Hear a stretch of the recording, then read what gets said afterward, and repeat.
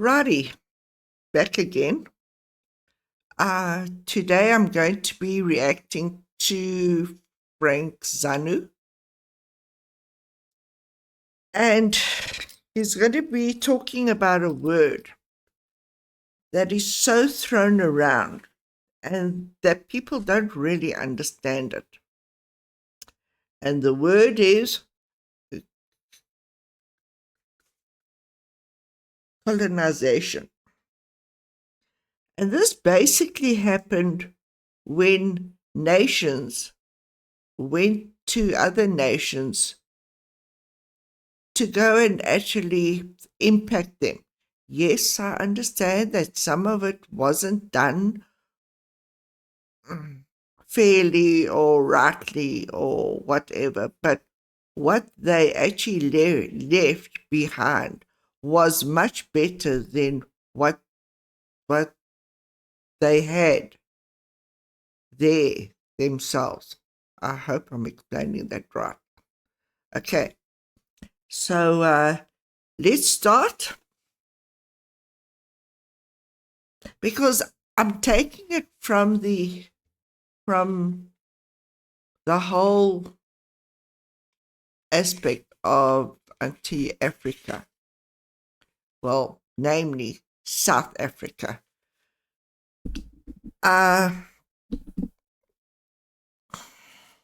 There was nothing here,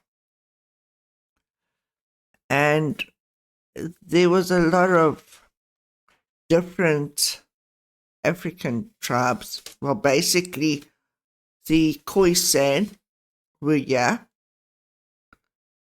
maybe one or other tribes. I'm not too sure about that, but I do know that the Khoisan were here, and they just basically kept to themselves. And then Jan van Riebeck arrived, and he actually built something in Cape Town. And it is still there up until today. Yeah. And you can go to Central Africa, where the UK people went and they actually built stuff and that. All right. So let us start.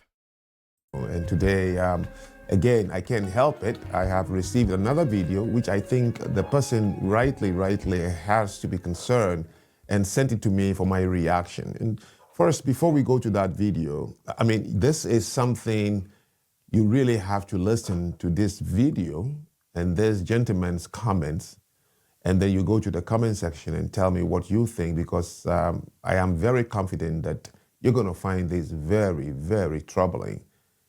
On many, many levels, because there is an admission he made that he wasn't aware that he has just made an admission. Look, here is what happens. Things have happened to people of all different races, different ethnic groups, religion, sex, gender, you name it. Things have happened. As long as we are going to remain here as human beings, we are going to face different phenomena, problems, challenges. Some we can explain, some we cannot explain. It's always going to be the case. Yeah. In the last 500 to 1,000 years, as far as we can remember, which we call modern history, if you can take it up to 500 years, many, many things have happened to different people. Whether you're from Europe, you're a woman, you're from Asia, you're a Muslim, you're from Middle East, you don't want to be a Muslim, or you're from Africa, every corner of this world. But this is what happens most of the time. When things happen to some people, after a long period of time, after the event, they try hard to make sense out of it. Why would this person or this group do this to me or to... Anyway, we try to figure out, and we try to make sense, and we try to convince others that we know why it happened. Sometimes the explanations we provide are very good. It helps other people to understand themselves better and to understand their relationship with the other even better. Sometimes the explanations are worse than the event itself that happened to you, and we have to be very careful. I have made it. It's my mission, and those of you coming along with us in the Rethink community, is 2026. I started in 2025. It's a mission. We are going to end, and we will be proud some 15, 20 years from today that we were part of the revolution that ended this victimhood. There is a video I have just received. I have devoted this month to reacting to videos and monologue, and I'll tell you why maybe next week, Friday the 10th. It's a surprise I'm bringing all of you. Yes, I am asking all of us, we got to bury the past, the part that we believe do not motivate or inspire. We have to bury it. And this is the whole issue in mainstream media with the world leaders, not all of them, some of them, like in South Africa, they want to redress the past. It's not helping the young people in South Africa. They see no hope and no future whatsoever. And it's heartbreaking. And they just know one thing.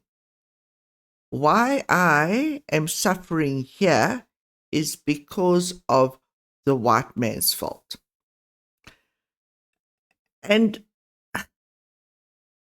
they keep on choosing leaders that are totally incompetent.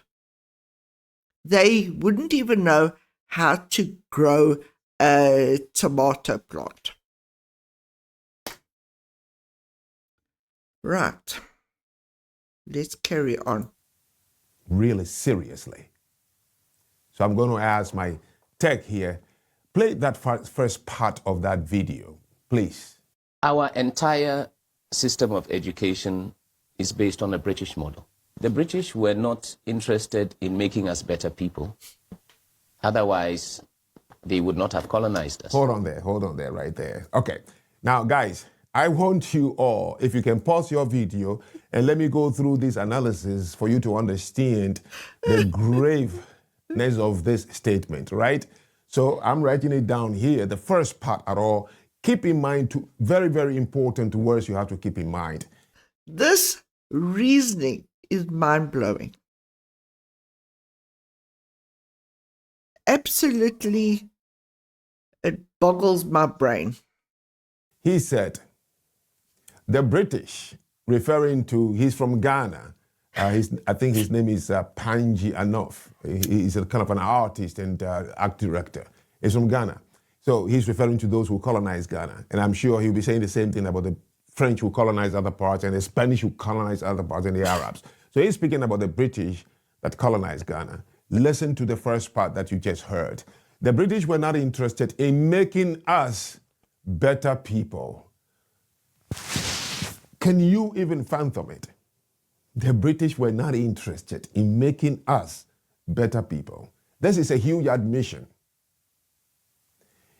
I don't know how old this gentleman is, but I'm sure he is seen it and believed that if Britain and the English people could be the way they are, that somehow he believed if they wanted to make us better people, they could have made us. Today, Ghana would have looked, or Ghana should be looking like the UK. And since Ghana is not looking like the UK, and the people are not acting as the people in the UK, it means those who came to colonize us were not interested in making us better people. This gentleman actually believes that if the British wanted to, they could have made us better people. This is an admission now, finally, from someone who is saying it. It is in his subconscious mind. Only he couldn't know how to think around it. Can you believe that? They were not interested in making us better people. He already just gave us the superiority to the British, and people think I'm the one who's been saying these things. I have never said in any of my videos, and I challenge all of you, that anyone was better than anyone or anyone was superior than anyone. I only challenge the conclusions. And then there is a huge contradiction of that statement. The British were not interested in making us better people, because if they were, according to him, they would not have colonized us. I'll come back to the colonized part. This is mind-boggling. Honestly, and I've just checked this out now. That country gained independence the 6th of March 1957. What have they done?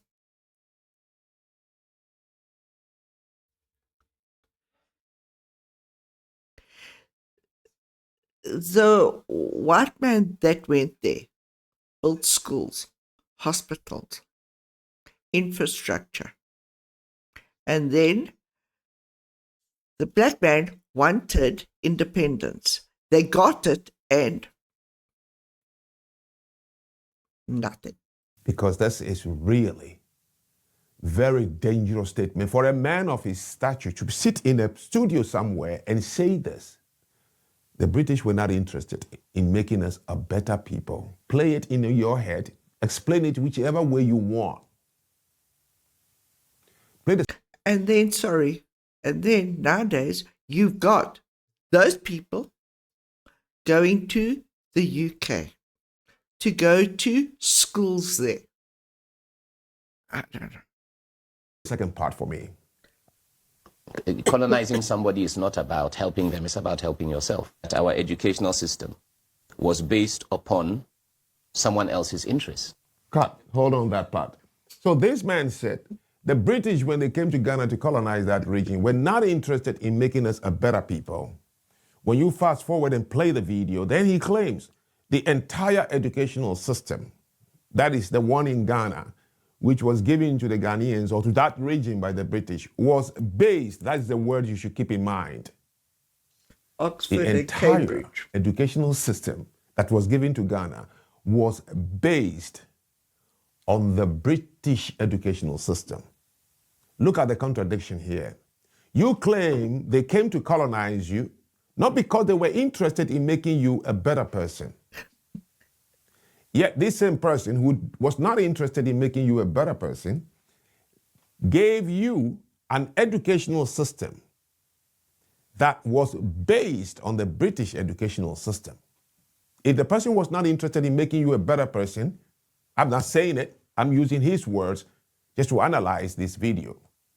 If the British were not interested in making you a better person, why would they come home to you and bring wholesomely the very educational system they use back home for their children?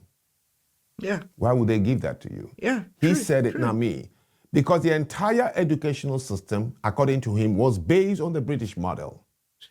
But in his previous statement, he claimed that the British were not interested in making the Ghanaians better people. So the people in the UK were actually teaching their kids rubbish, and they took it to a new country to actually teach those people rubbish. Please make it make sense. Well, the same education system the British gave to their children to bring up intelligent intellectuals, thinkers, mathematicians, doctors, builders, innovators, engineers, so and so and so and so forth. They brought it wholesome, full bucket, unopened to you. Could it be because actually the British thought if they bring the same educational system and you are able to learn and be educated in that system, you may be able to build that region to look like the UK. Otherwise, what was the point of them giving you the educational system? Today, go to Kenya. Nairobi has up to about 10 different high schools, private ones, I mean. And when you advertise those private schools, you have to include in the advertisement things like, we use the Cambridge system.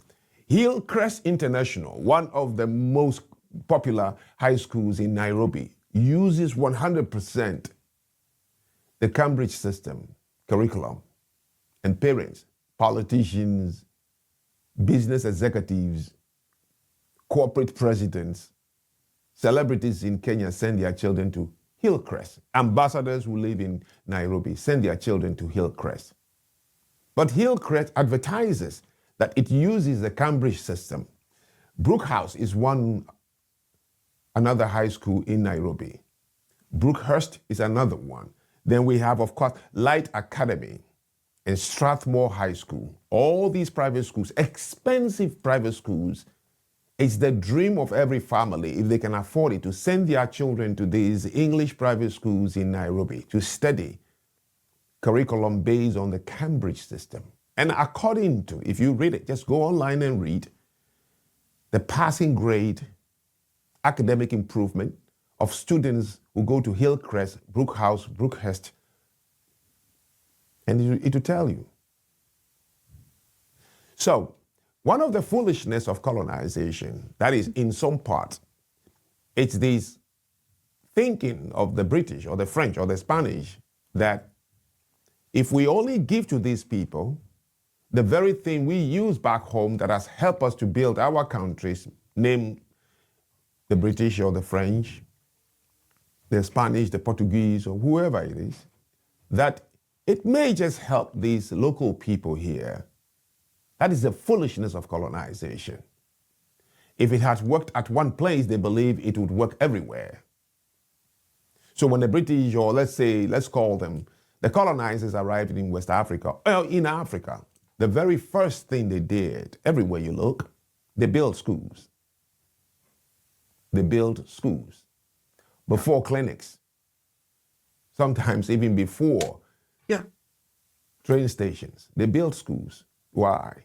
It's because they think that, yes, this curriculum is what helped them back in their country develop their country.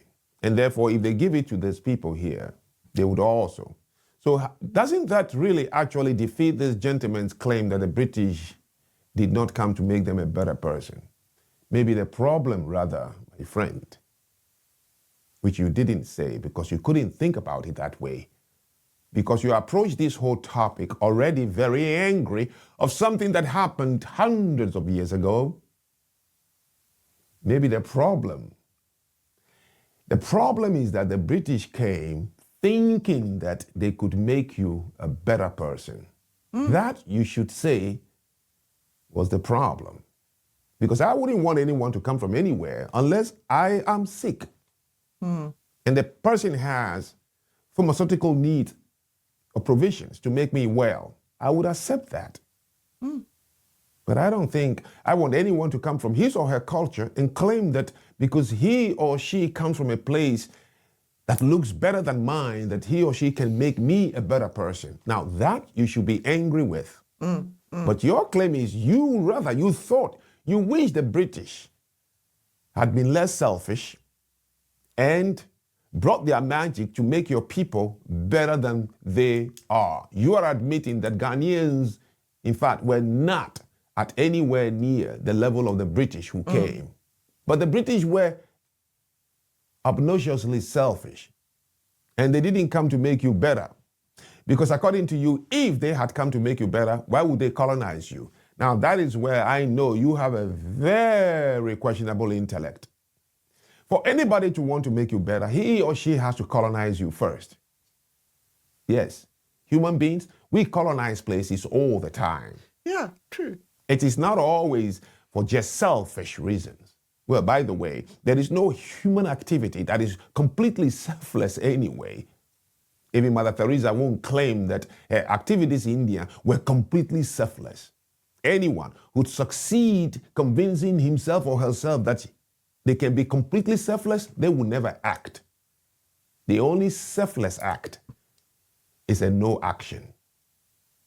Humans act First, driven by selfish interest. But when you hear the word selfish interest, you think it's negative or bad. It's not. It's a drive. It's a drive. So we colonize places all the time, not because we are selfless and we hate the place. No. Human beings have colonized jungles and turned jungles into what is called recreational park. Yeah. And people go there and lay blankets with loved ones and family, wife and children, have wine and cheese, and have a better life. But we have to colonize that jungle first before we turn it into a park. People colonize rivers and lakes and ocean fronts and turn it into residential area. And we call it waterfront apartments or waterfront high-rise. And people love living there. You step and then right into the ocean. And this is what so few people understand. They don't understand that word. They've got such a skew lens on that they think everybody must just stay in their own little spot and not actually, shall we say, trade or go out and find out what's over there, to go and have a look, to go and see maybe they've got something I would like and maybe I've got something they'd like. And since time actually began, we have been, I'm telling you, expanding across the earth. That is what man was actually meant to do. But we have to colonize a place before we turn it into these residential complexes that serves the health and mental and psychological needs with millions of people, with and thousands of residents in any place. We have always conquered places and colonized places. Look at Central Park and many, many other places of recreation. Disneyland. The place was not always Disneyland. Somebody have to colonize that place and turn it into a Disneyland. So also is colonization extended to people. Some people would colonize you actually. Yeah. And impose upon you certain regiments with the sole aim of turning you into something they believe you can be more useful to society. Colonization was not always based on some selfish needs because people want to extract something from you. The word colonization actually comes from the word colony, which of course you all know. I'm not trying to preach to you. So you ask yourself, what was the British, the French, the Spaniards, the Portuguese, the Belgians, and the Arabs, of course, notorious for that.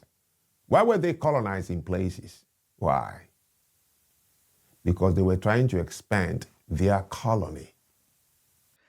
I'm so glad he actually mentioned that. Islam was the worst.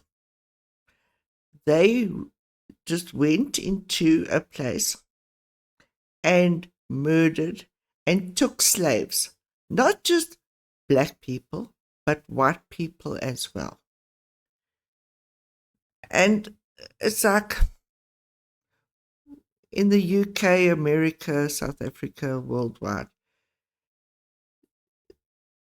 our leaders have opened up our borders to the people that want us to die.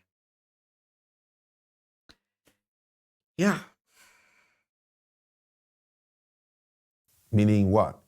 Geographical reach. They want to make it bigger. You see, as a country, the bigger you are, the stronger you get. You need army, you need people, human population. Now, one of the things that sets China as a single country apart is its sheer size of human population, 1.6. In fact, they stopped counting when COVID started. But it's somewhere 1.6 billion human beings live in one single country. That sheer number is power. Now, Africa is approaching, according to the last census, 1.3 billion, but that is a continent, not countries. Okay? When Nigeria claims that they are I don't know what they call themselves, the giant of Africa, they're talking sheer number of people. 130 million they claim. There is no other country in Africa close to that population. That's what Nigeria means.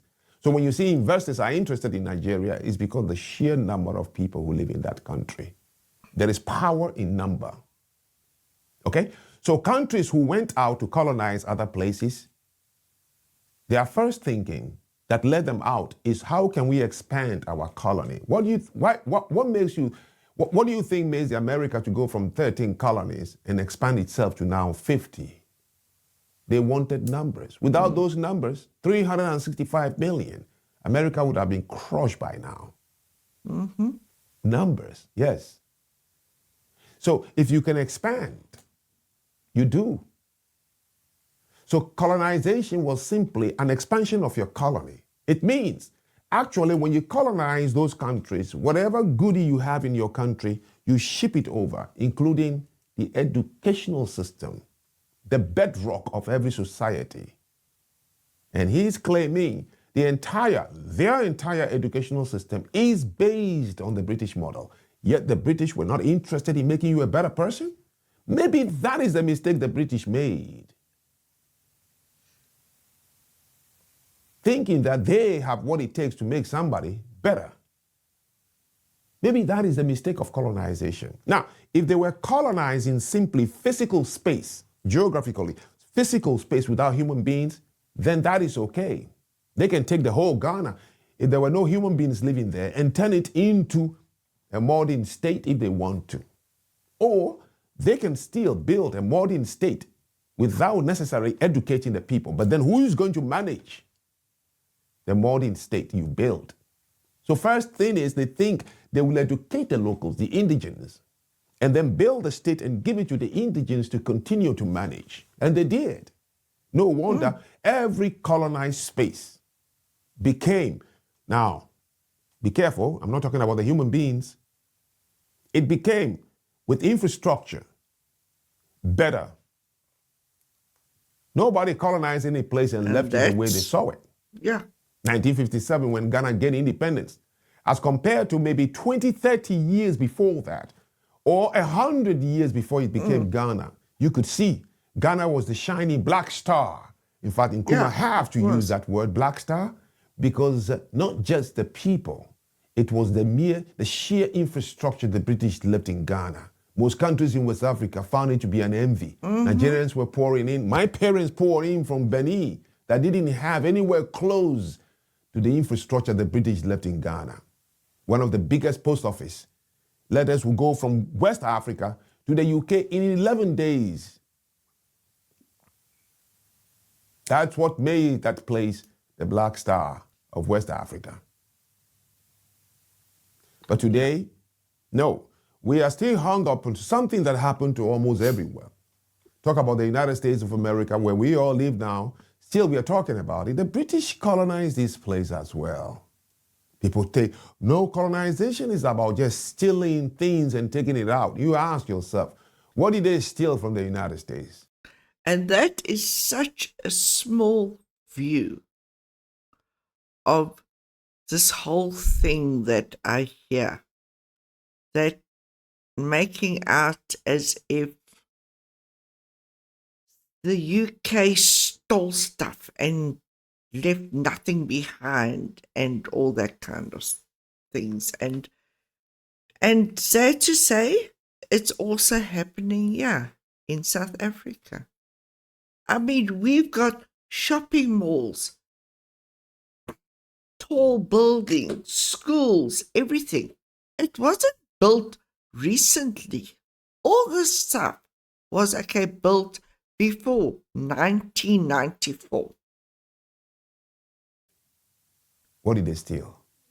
Compared to what they left behind. NYU, 6 Ivy Leagues in the United States of America, none was built by the indigenes. The British who colonized this place built it all, Harvard included. The simple name of the place, NYU, New York, that is a name from Britain. Okay? The British left more here than anything you could have imagined they took out of this place. What? Eagles and buffaloes? What did they take out? Colonization was not just to steal things from a physical place. This is what you've been angered since you were a child, because your people want to tell you to hate the British, because if not for what they took away, we would have left a country better than you have come to see. No. We are not the ones who failed. It was because the British or the French, whichever it is, took everything out. That's why we couldn't build this country better than it is before you came. We cook up these stories to feed our children so the children don't look at the adults as failures. Here is one of them. Poisoned with this story since he was young. He hasn't even thought about it critically. He's just spilling it out. Let me repeat, the British did not come here to make us a better person. That is an admission. You know, in 2015, I believe it was, the president of Gambia at the time, Yahya Jammeh, who was finally kicked out, he's now wasting away in Equatorial Guinea, I believe, or Guinea, somewhere. They kick him out. He was in power for over 20 years, raped many young girls. One day he was speaking in public and said a similar thing. My skin crawled up. He said, when the British were here, they didn't teach us, they didn't train us to become doctors and engineers. He accused the British for not training the Gambians as doctors and engineers. A president of a... And still today, the people are saying the UK was in charge of this slave trade. The UK ended it. Yeah, it's just the same garbage going around and around. country. There is one sickness, a poison that never heals and never kills. It just makes people become stagnant. You are neither going nor coming. And that is where majority of people are. Victimhood mentality. It will never make you go and it will never make you come. 2026 is the mark. We have to drop it. Oh, just as we thought we are winning. And yes, we are winning. A president of my whole country goes to the wrong place, the United Nations, to revive this whole narrative about slavery. Not because he's going to do anything about it, just to make a new generation of kids angry. Because he has nothing to do, he has nothing to tell his people. The promises he's made during his campaign, they've all gone to the Chinese. So now he's picking a new forum and a new task to take the eyes away from him. And this is exactly what is happening in South Africa.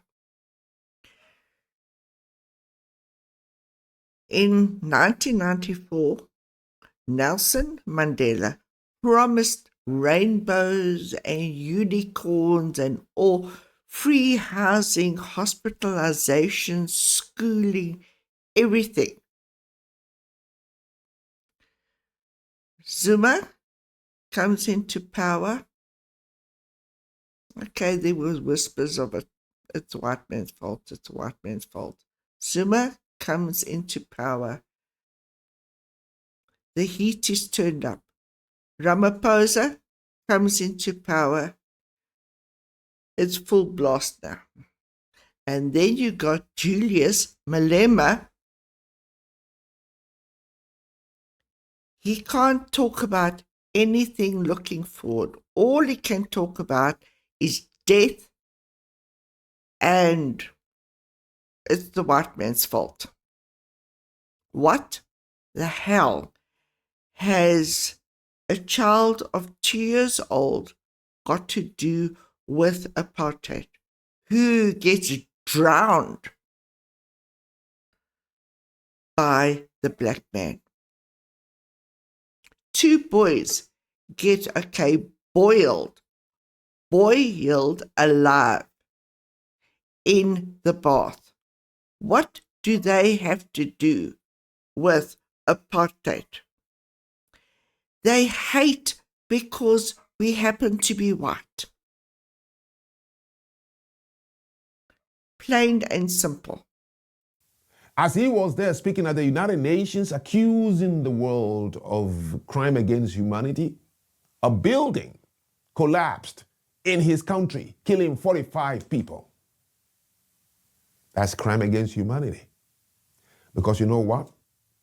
They built the entire structure, bribe inspectors who walked away because the country is not equipped enough to take the life of the people seriously.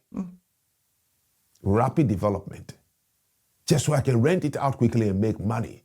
And he collapsed, killing 45 people. That is crime against humanity. You know what? 59 young boys were trying to cross over to Europe, but they have to catch the boat from Gambia. Of the 59, 44 of them, young Ghanaian boys, brimming with life and looking for hopes and opportunities.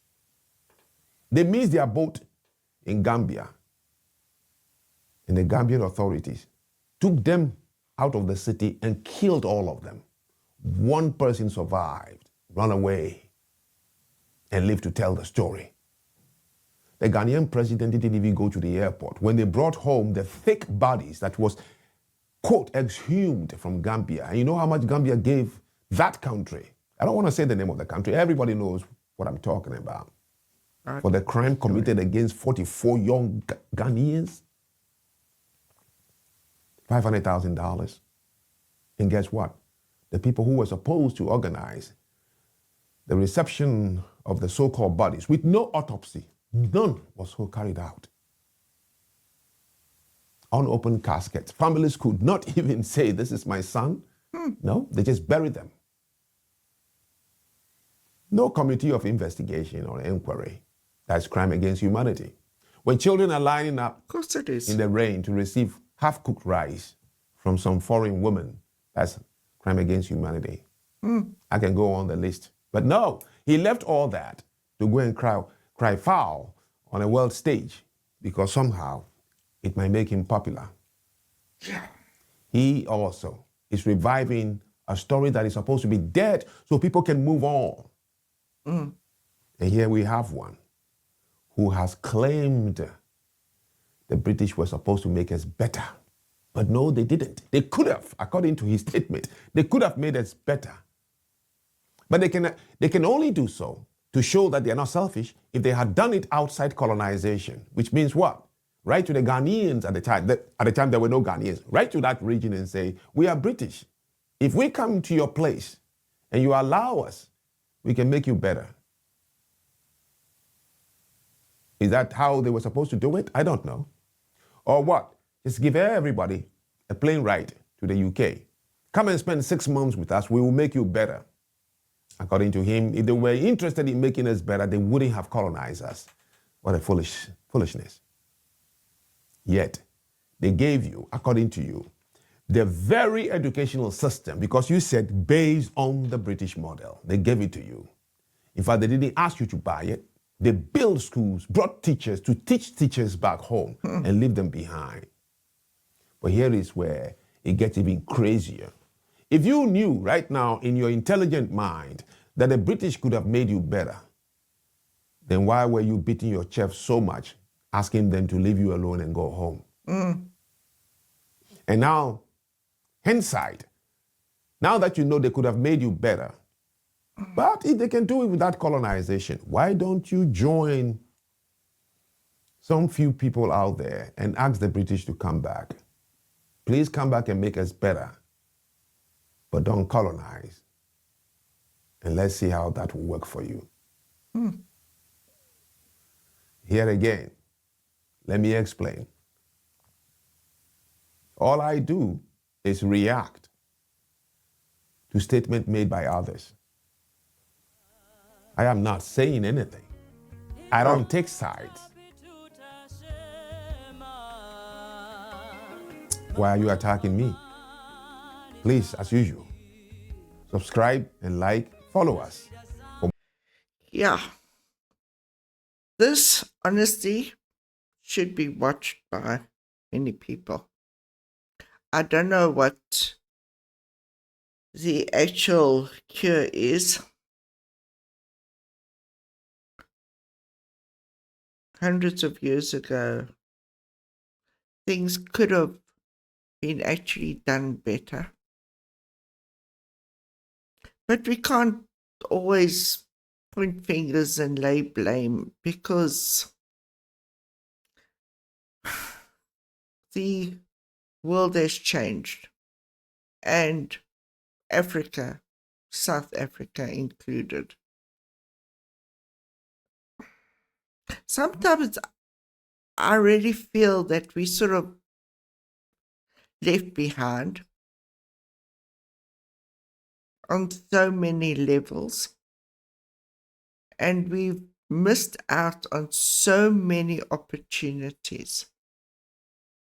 And that's why I really respect Musk for going overseas, because he'd have never ever been able to actually build anything here in South Africa. And I know that there are many others that left South Africa, because we are fighting one uphill battle. And we, under apartheid, wanted the black people to have their own land, and they didn't want it. And we, us white people, were, I'm telling you, prepared to actually give them land to help them, but they didn't want to be separated, because they knew full well they couldn't actually make things work themselves. And it's not because I happen to be racist. I am against stupidity. And I am also totally against people who can't own up. Sorry, guys, we messed up. We need help. Just own up. Just be responsible. Be accountable. But they will die on that hill. Yeah, and there are so many black people, thousands, millions, that haven't got food, haven't got jobs. But hey, we are the Rainbow Nation. All right, that's it for this video. Thanks anyway.